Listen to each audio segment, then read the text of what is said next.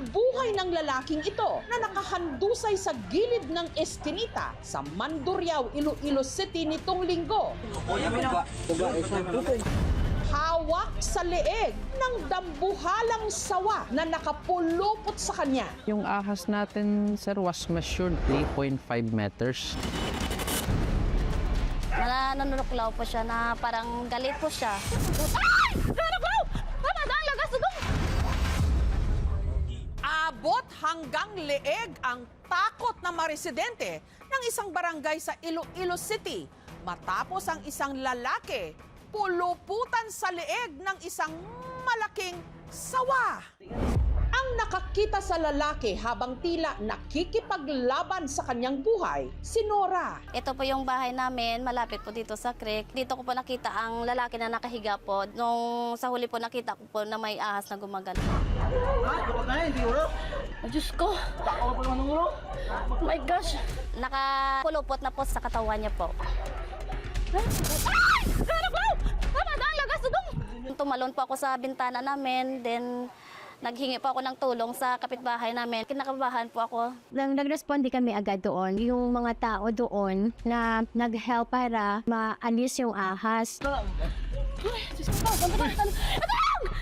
Nanunuklaw po siya na parang galit po siya. Hindi po na nang tinawag ko po na tao. Parang natatakot din po siya na parang mangangagat po. Ilan sa rapid na nanunuklaw po siya na parang galit po siya. Yung isang residente namin, yung kawayan sa liig ng ahas. Namatay na yung ahas. At nung nasigurado nilang patay na ang sawa, doon pa lang nila nilapitan ng biktima, si Julius Perez, dating dispatcher sa kanilang barangay. May nakita kaming kagat sa portion ng tuhod niya and dito sa arm niya. Immediately, we responded there and no signs of life na. Bagamat wala namang venom o lason ang sawa, ang ikinamatay ng biktima ang matinding pagkapulupot ng ahas sa kanyang katawan at leeg. We presume na due to constriction and strangulation, pag kinoconstrict yung katawan natin, mai-impede yung blood circulation at the same time yung flow ng oxygen sa ating katawan. Ang nature po kasi ng mga ahas talaga ay natural silang umiiwas sa tao. Kapag nasi-threaten sila, nagiging medyo aggressive sila as a way to protect themselves. Kaya siya pumupulupot as a way to potentially kill yung predator nila and escape. Yung lakas niya is concerned though, imagine mo kung ganun kalaking snake, merong very heavy na concrete na nakapatong sa dibdib mo na hindi ka makahinga.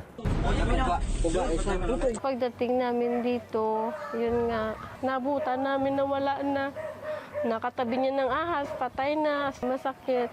Kasi yun lang yung hinantungan ng buhay niya. Si Julius, pinili raw mamuhay ng mag-isa. Sana kung meron akong space nga, pwede paglagyan sa kanya. Hindi sana siya kung saan-saan lang natutulog. Sakit man sir eh. Makita mo tod mo patay na manog ba lang nakano siya. Kasi nami dubuon ta. Kaya hindi kay sapat hindi mabalusan. Ang nakadaling sawa sa kanya, pinaniniwalaang nanggaling sa dike na ito sa kanilang barangay na 20 meters lang ang layo sa bahay ni Nora. Pag high tide, lumalabas sila. Kasi merong water flow doon na diki sa amin. Yung sa tubig, yung ganon yung ulo, ganon galangoy. Malakas, may yung mga butkon makalaki. Ay, Diyos ko, ang nervyos manimo nga kung gabi, temprano pa kami paniraga ni. Tungod nga, hadlo ka man, kasi may sumulod naman bala. Python? May incident tayo way back 2024 na may isang residente tayo na kinuha yung ahas para maprotektahan din ng minsan yung mga tao dyan, baka kung saan-saan pa makapunta. In-endorse natin doon sa DNR po. Pero paanong tila walang kalaban-laban sa lakas ng ahas si Julius, gayong malakas at malusog naman ito? Gabi, bago ang insidente, pumunta pa raw si Julius sa isang lamay. Galing siya ng namatayan doon sa kabila. Tapos gumala papunta doon. papunta dito sa dike. Sabi-sabi dito na baka na-timingan niya na umahon yung ahas galing sa dike, tapos naapakan niya, kinagat yung paa niya, parang ginantihan niya, pinuluputan siya sa liig. Pero ayon sa isinagawang investigasyon ng pamunuan ng barangay, hindi aksidente ang engkwentro sa sawa.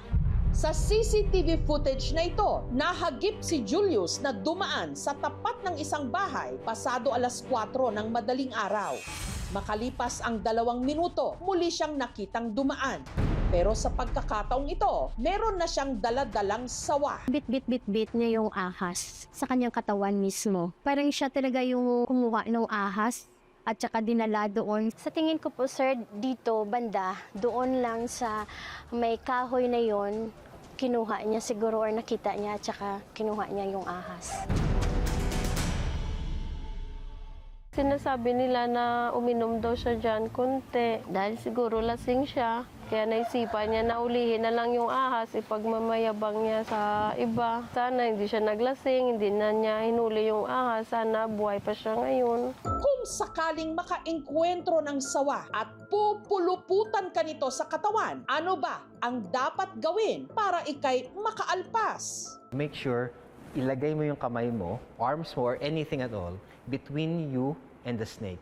So ilagay mo siya along your chest, along your neck. Pigilan mo siya from wrapping around yung katawan mo. You're giving yourself enough space para makahinga ka.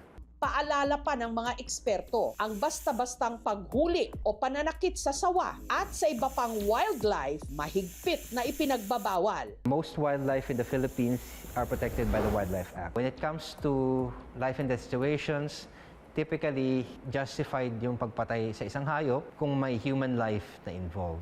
It's an unfortunate truth na medyo tinatry naming tagalan ng stigma dahil ang snakes ay very important sa ating environment. Hindi naman natin sure namin na patayin yung ahas. Wala kaming magawa eh. Para maligtas yung kaibigan namin. Dahil sa nangyari, ang pamunuan ng barangay magsasagawa na raw ng regular clean-up. Sa mga kababayan natin sa barangay, pag may nakita kayong especially yung reticulated python, hindi naman umaatake yan, no? So, i-report nyo kaagad sa barangay para papadala natin ng rescue. Huwag saktan, huwag papatayin. Hindi ko makakalimutan na dinalaan mo kami ng kanin, kahit sabaw lang. Makakain lang yung mga kapatid natin. Hindi mo pa rin kami pinabayaan. Tani nga, undiin ka man.